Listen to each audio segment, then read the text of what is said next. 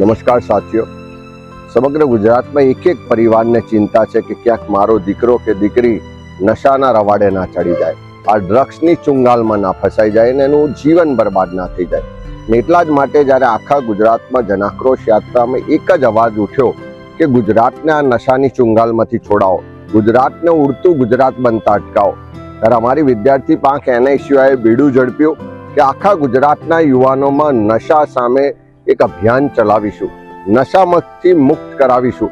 અને એની શરૂઆત રૂપે NSUI દ્વારા ડ્રગ્સ મુક્ત કેમ્પસ અભિયાનની શરૂઆત કરી છે. આવતીકાલે 2 જાન્યુઆરીએ બપોરે 1 વાગે અમદાવાદ ઠાકોરભાઈ દેસાઈ હોલ ખાતેથી એની અભિયાનની શરૂઆત કરવા જઈ રહ્યા છે.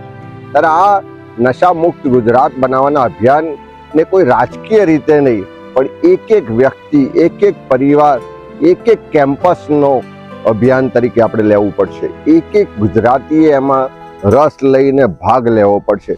અને એટલા જ માટે આપ સૌને વિનંતી કરું છું કે જ્યારે વિદ્યાર્થીઓએ NSUIએ આ અભિયાનને સફળ બનાવવા માટેનું બીડું ઝડપ્યું હોય કે ગુજરાતનું એક કોલેજ કેમ્પસ ડ્રગ્સ મુક્ત બને, તો એ અભિયાનને સફળ બનાવવા માટે, એ અભિયાનને સમર્થન કરવા માટે આપ સૌ પણ આવતીકાલે બપોરે 2 જાન્યુઆરીએ 1 વાગે અમદાવાદ ઠાકોરભાઈ દેસાઈ હોલમાં આવી અને ગુજરાતને નશામુક્ત બનાવવાના, કેમ્પસોને ડ્રગ્સ મુક્ત બનાવવાના અભિયાનને સમર્થન કરો એવી આપ સૌને વિનંતી કરું છું.